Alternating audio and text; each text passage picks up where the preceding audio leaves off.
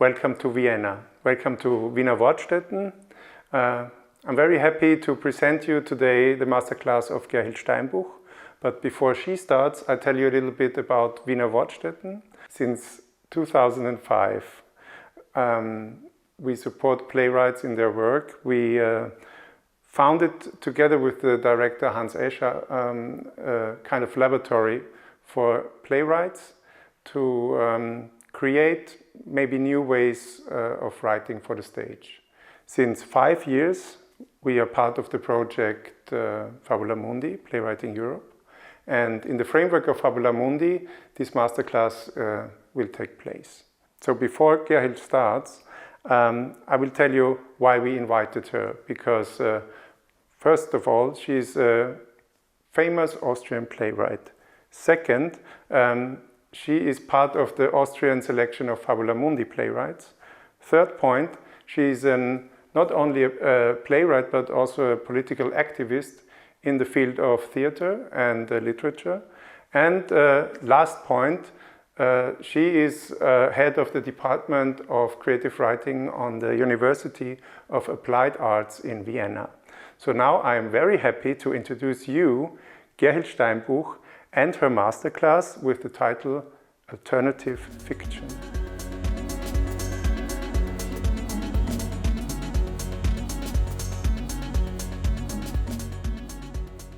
Hi, I'm Gerhild Steinbuch. I'm a writer from Austria. I write plays for theater, musical theater, and I also teach creative writing.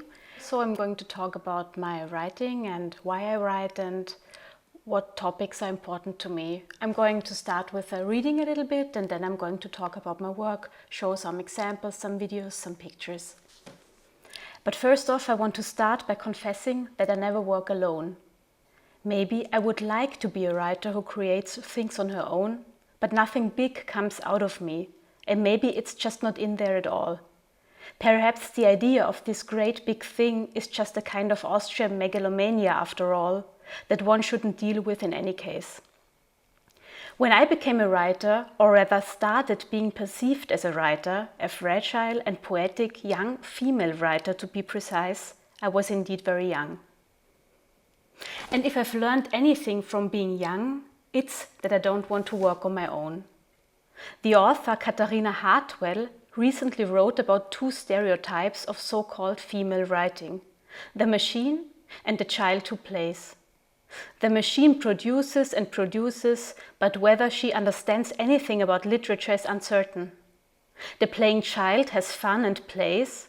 The real work is left to the man. What these attributions imply regarding the writer, her self-image, and how she is perceived by others is one thing.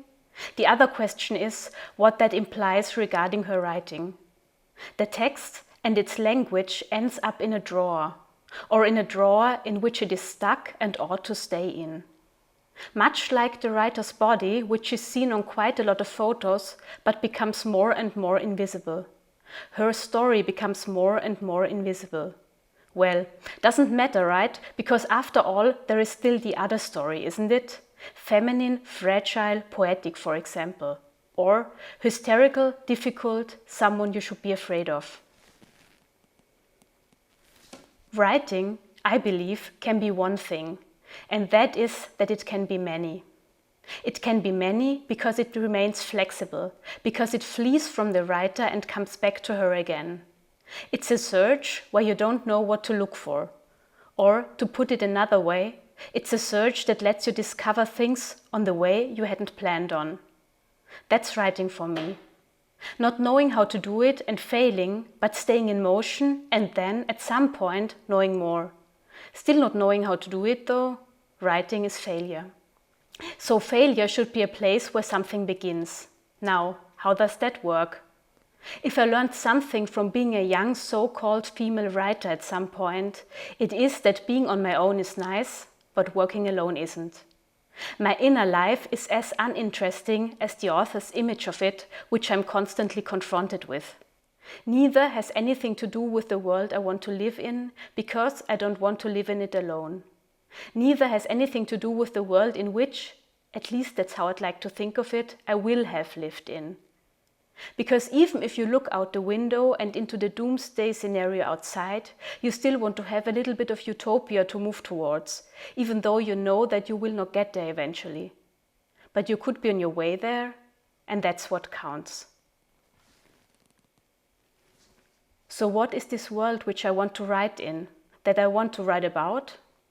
It's a world that A, remembers, and in which I, B, shut up, so that there are other bodies and other biographies seen and heard. But it's also a world in which my body can exist as it is, because it is with many. Okay, so I'm now going to start with point A, a world that remembers. For me, writing is always political, whether it intends to be or not, and whether you like it or not, it's always political. So for me, it's important as a writer to address political topics in any way. And for me, coming from Austria and also coming from a family of, well, not victims, but perpetrators, it was important for me in the beginning to work with the language of perpetrators. So this language is a very wide field. It doesn't only cover, of course, a language of right-wing extremists and their ancestors, but it also covers the position of people who are in power and who decide who is allowed to speak and who is not allowed to speak.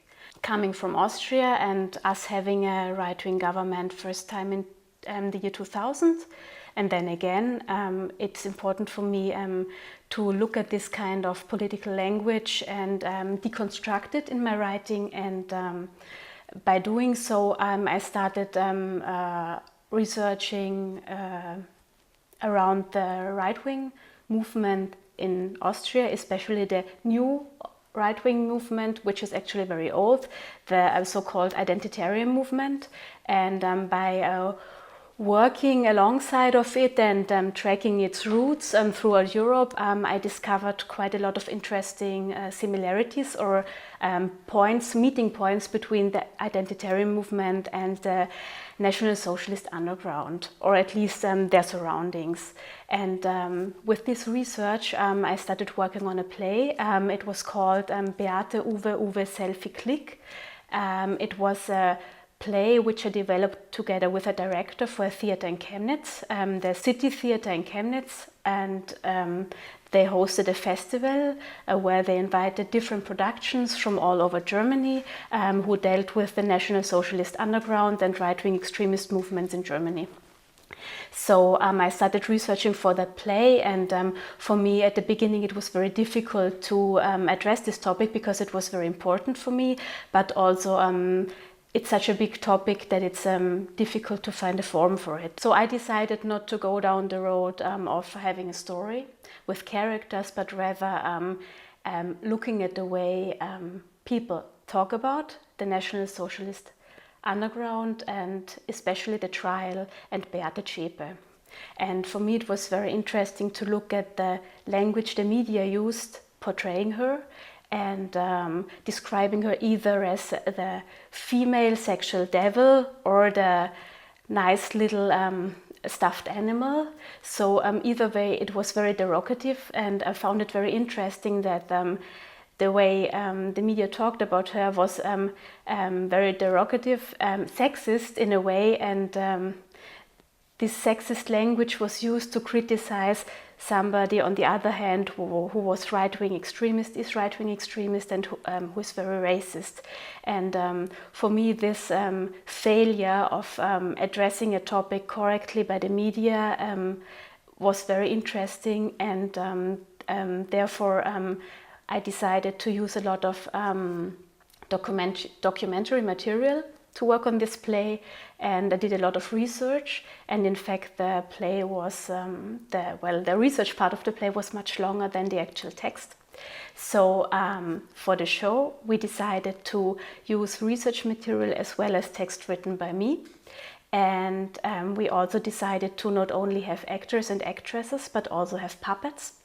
And we had a very big puppet of Beate Zschäpe who consisted of very different body parts representing all the different narratives used to describe her and also used to defend right-wing extremist assaults towards people. And for me, this was especially interesting because the way we used the puppet on stage was also similar to the way I try to use language in my writing, existing language that follows a narrative which is in power, language that is derogative, that is racist, that is sexist. And I always, like I said before, the language of the perpetrators, I try to work with it, I try to deconstruct it, and it was interesting for me to have an object on stage that does the same thing.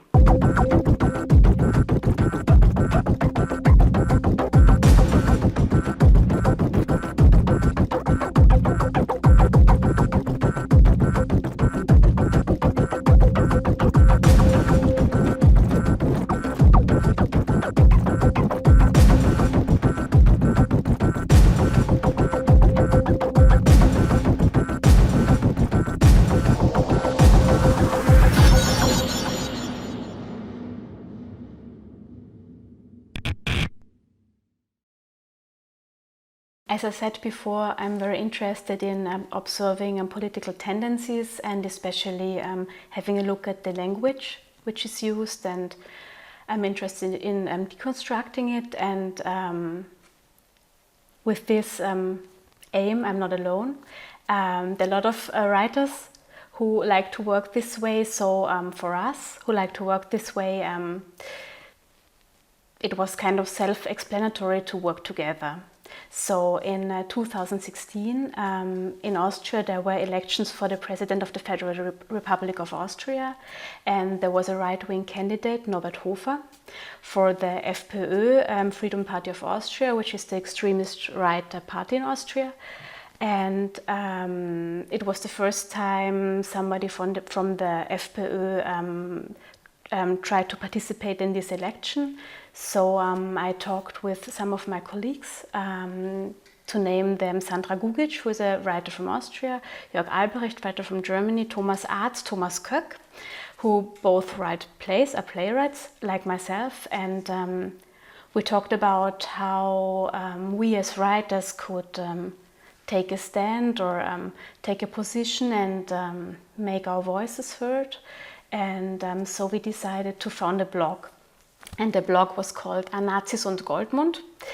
And on this blog, we decided to publish one text each week, each Wednesday, 5 minutes before 12.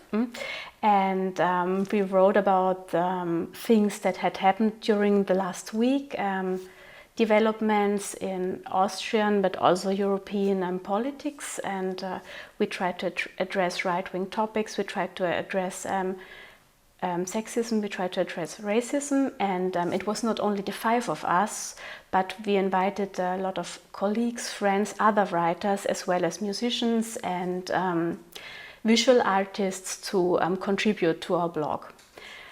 So we did this for a while, and for us it felt very useful because finally we made our voices heard. We said this is not okay, and we also used our tools, writing, to do so.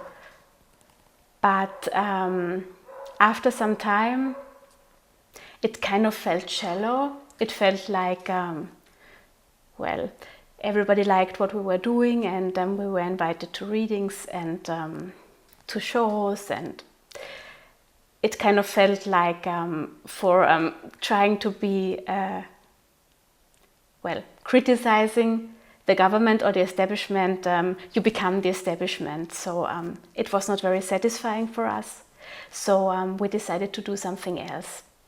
And we hosted a conference in 2018 in Berlin.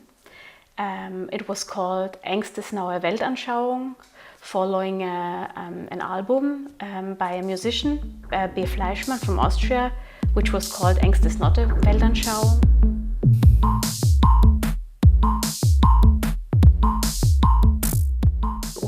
We played on that and called our conference Neue Weltanschauung. And for this conference we invited different artists, writers, musicians, visual artists, also journalists, but also kind of everybody to come together with us for a few days in Berlin to work in think tanks on topics like the use of language I've mentioned before, but also how can we collaborate, how can we build an alliance together. And this was very interesting for us, and we also felt it was purposeful because we used our names and our blogs and the little bit of fame or interest we had gained before that to bring more people together and to form a network, and also to hear other positions not as privileged as our positions. And from this experience we developed the idea of doing more formats like this, not only writing, not only performing, but also hosting talks. So we came up with a concept where we brought two positions together, one artistic position and one scientific position. They came together and they talked, they gave a little input, and then they talked with the audience basically. And this was a series of events we hosted at the Vloedt in Vienna. It was called Interspeeches. And for us, of course, people might think, oh, but they are writers, why are they not writing? Why are they hosting conferences now? Why are they hosting talks now? But for us, it was so important to think about language or the problematic use of language. And for us, it felt more purposeful to widen our field of activities and not only sit behind our desk and just write. Because for us, and also for me, writing is not only something I do as my work, but it's difficult to separate it from my political point of view. It's difficult to separate it from my practical daily life. So of course it makes sense to, if you're an activist in real life, you should also be it in your writing. So that's why that made sense for us and made sense for me.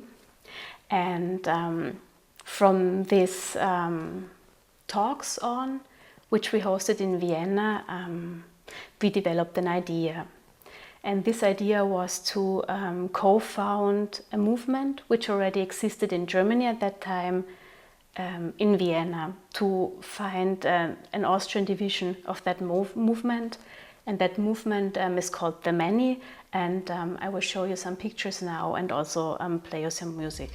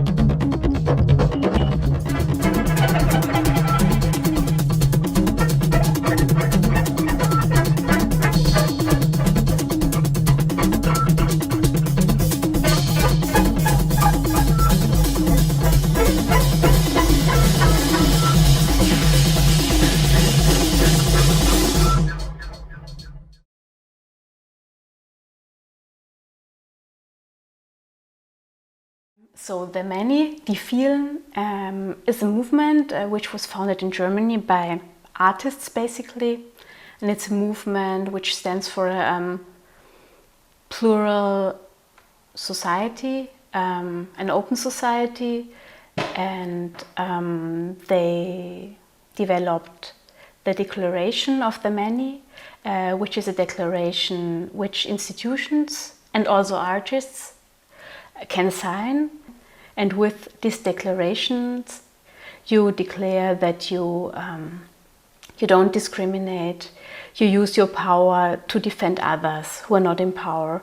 You stand as an ally against racism, against sexism, against homophobia, and you stand for an open society. So after this movement was established in Germany, for us it felt like the right thing to also establish it in Austria. And it was founded in May 2019 in Austria. For us it felt like it was the right time to found this movement, because Austria was having a right-wing government again, and having racist thoughts, having nationalist thoughts, and talking in a very racist or derogative way kind of became the state of the art in the middle of society. And so for us it felt that it made sense to found this movement in Austria, and it still exists to that day. And smaller as well as bigger institutions have joined the Many and have signed the declaration. So this is something I'm very happy about. And again, like I said, of course, this is not writing, but on the other hand, this is exactly writing, because it's what you do all day, what you think about, and what you need to think about if you want to write a text that doesn't only reflect on yourself, but also reflects on society. So I've talked about language and the use of language and the deconstruction of language quite a bit. But what I want to talk about now is kind of like the opposite, not using language, being silent or like shutting up, so that other stories are heard and other people are heard, and also other biographies and other bodies are seen. And I want to talk about the second part. I talked about point B, about this world I would like to live in, a world in which I shut up and let other biographies be seen and heard, and also their bodies. And regarding that, I'm part of a collective, a theater collective, performance collective. It's called freundliche Mitte, which means like the friendly center.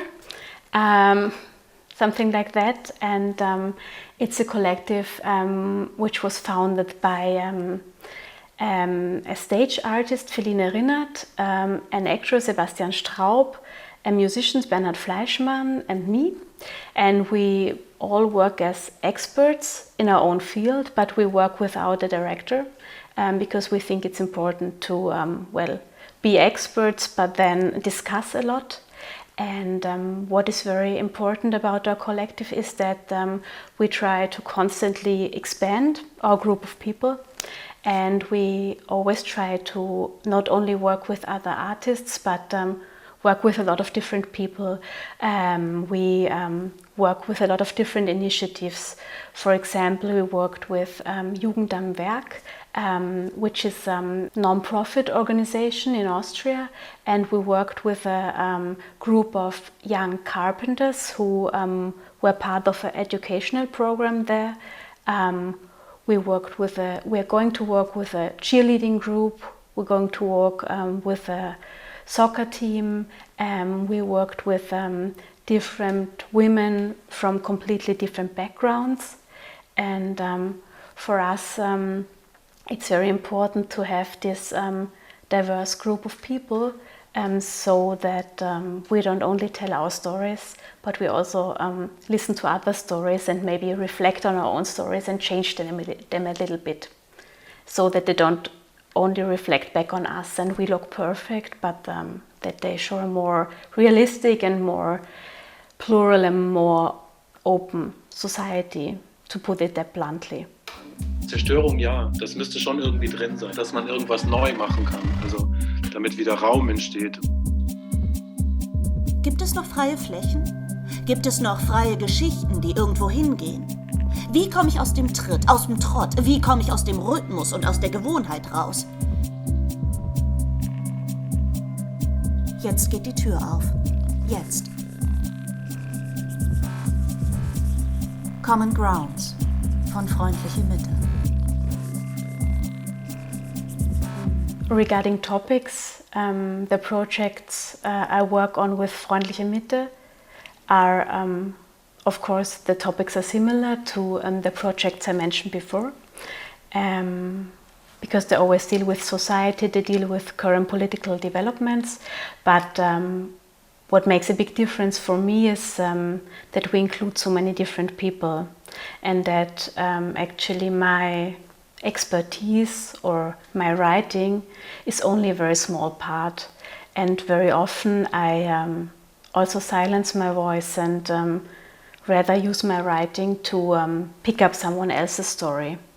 And to give an example, for our last production, which was called Oratorio Europa, we worked with 6 different women from different backgrounds, different ages. The youngest was 16 years old and the oldest was 73. And they had very different stories. For example, the oldest woman, she was a political activist. I mean, she still is, but she also was when she was younger. And she had been part of so many developments in Austria, which I only read about. So for me, it felt completely useless to write any text for her. So we just let her develop her own text, and I worked with that. And for me, this type of work is very important, because when you're a writer and you do your thing and people like what you do, it's very easy to be satisfied and to become lazy and too laid back.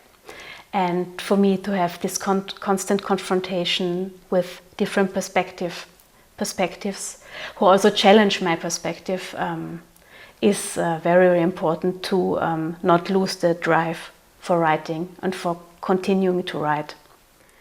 The last project I would like to talk about was also a collaboration with a group of different people, but it was kind of a different project, because the projects I talked about before were freelance projects, and this one was at the State Theatre. It was a project for the Schauspiel Bochum, and what was special for me about it was that we worked with a group of young actresses who were in the last year of studies. Before we started, we knew that we wanted to address contemporary society, and I also had the idea of talking about the image of the wolf, and who is the wolf, who uses the symbol of the wolf, and what is the wolf inside of me or inside of you.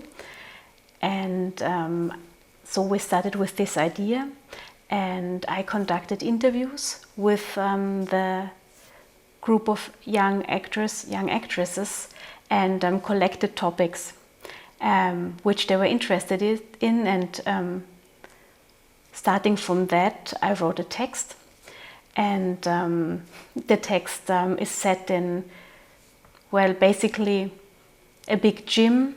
So it's a lot about discipline on one side, always being in motion, always having to deliver something, and kind of being tired, feeling hopeless, feeling isolated, not taking action on the other hand. This topic of being a wolf, or who is the wolf, has been something that's been interesting for me for quite a while. People who are obviously aggressive, but people who are also passive aggressive or hide their wolfness behind a smile, behind politeness, behind like a fake mask. And this is something for me, this being a wolf, that not only applies to people on the right-wing side of the spectrum, but even more so for me it applies to the center, or what pretends to be the center, but is also very far to the right. A center that's not non-existent, but establishes a hierarchical society, a society where it's most important to achieve something, and who doesn't achieve something because he or she is not fit enough, not healthy enough, not born in the right circumstances, must fail and therefore cannot be part of society. And this kind of wolves dressed in suits, in slim-fit suits, and being very Catholic and being very polite, for me is very interesting. And I collaborated with a musician who I have collaborated before in our collective, Freundliche Mitte. I collaborated with him as well on a radio play and on performances where he writes the music and plays the music, and I perform the text and I write the text. And for the end of my lecture, or almost the end of my lecture, I would like to have you listen to a little bit of it. And even though it's in German, I hope you can take the music with you and maybe a little bit of the rhythm and the atmosphere.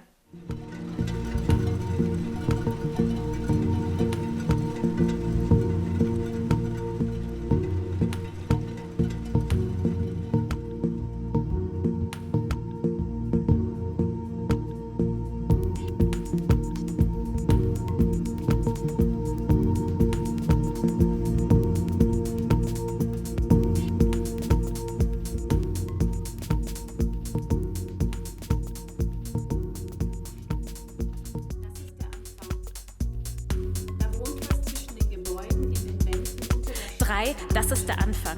Da wohnt was zwischen den Gebäuden, in den Wänden, unter der Stadt eine andere Stadt. Das Geräusch kennst du, wenn du als Kind das Ohr an die Fußbodenbalken legst, wenn du untertauchst im Hallenbad, wenn du dich umdrehst im Hausflur, wenn du in den Spiegel schaust an die Tapete, starrt dir was entgegen. Da wächst was unter der Stadt, es schiebt sich durch die Gassen in die Körper. Mit Wolfsaugen schaut es dir entgegen, wenn du in den Spiegel starrst. Mit Wolfsarmen und Beinen greift es nach dir und nimmt dich an der Hand, das packt ordentlich zu. Mit Wolfsfäusten und Tritten bringt es dich in Form.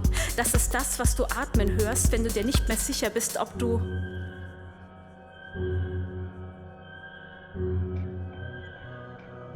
Da ist eine zweite Welt in der Stadtwelt, die einmal war, so täuschend ähnelt, dass du jetzt nicht mehr weißt, was echt ist und was nicht. Mit Kopieaugen schaust du dir zu beim ewigen Vorwärts. Mit Kopiearmen und Beinen hältst du dich fest am Nebenmensch, bringst ihn in Form. Und sicheren Blicks schaust um dich, das Wolfsgesicht starrt zurück, schiebt sich die Straße lang neben dir. Das will durch jede Pore, kämpfst du dagegen an, die Klammern ziehst du fest. Jetzt lächelt der Mensch schön.